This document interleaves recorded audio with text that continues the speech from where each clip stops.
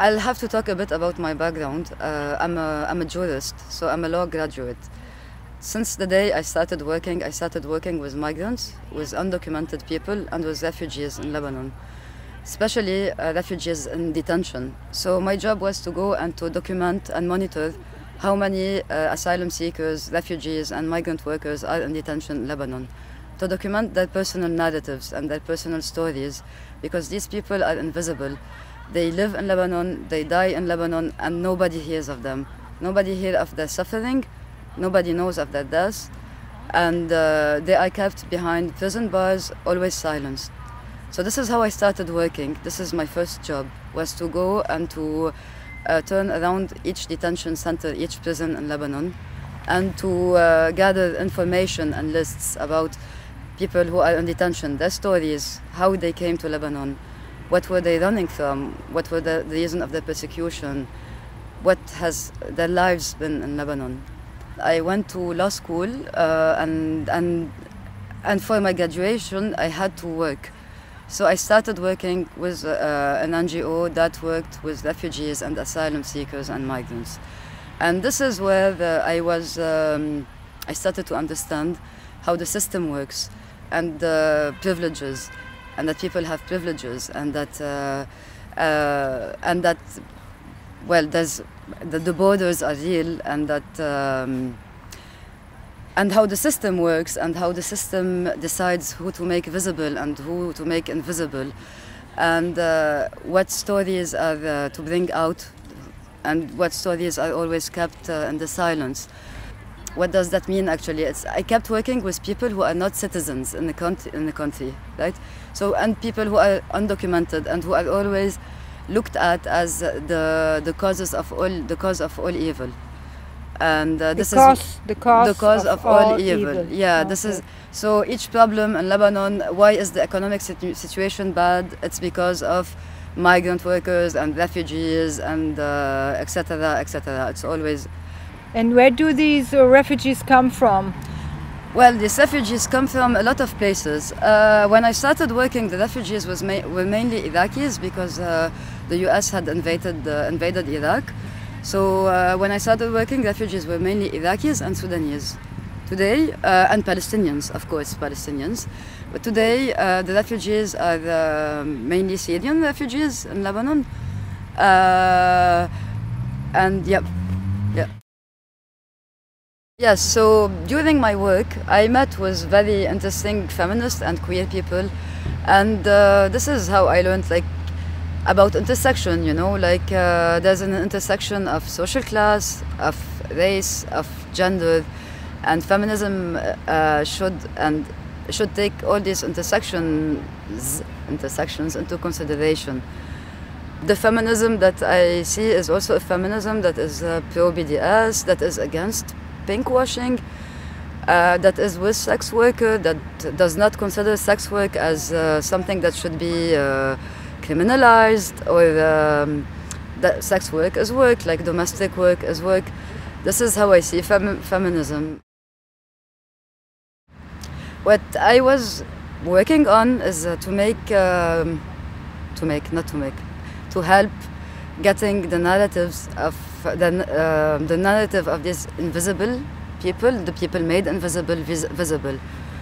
So I used to meet them, to record and document their personal stories, what they've lived in Lebanon, their experience with the police, their experience with daily racism, with microaggressions, their experience with the justice system, their experience before courts, when they go before a judge.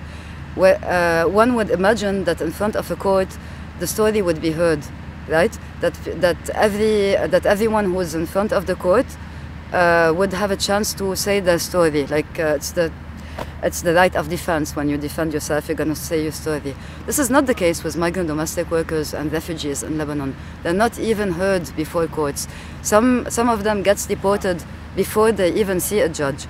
And those who gets in front of a court, who see the judge, their case is dismissed in 5 minutes. They don't even ask them questions. And this is what I used to do, is I used to go and meet them after their court case and record their personal narrative, and show the difference between the official narrative, like their court case, and also the police investigation, and the difference between, well, the personal narrative, you know, of the person who is involved in this. And you see the huge difference, how the state documented the story of this person and how this person lived it. You said, what happens when these people die? Sometimes I remember two cases, two Sudanese refugees who were in jail in Lebanon, and they died in detention. Of course, they died, they could have been alive, but they received very late medical care, or not at all, because they're black refugees and nobody took them seriously. And once they die, the state don't pay to bring their bodies back home. So they bury these people in a mass grave. There's a mass grave in Beirut where people are buried, where refugees are buried, where undocumented people are buried, where migrants are buried. There's no names on these graves. Their names are not marked anywhere.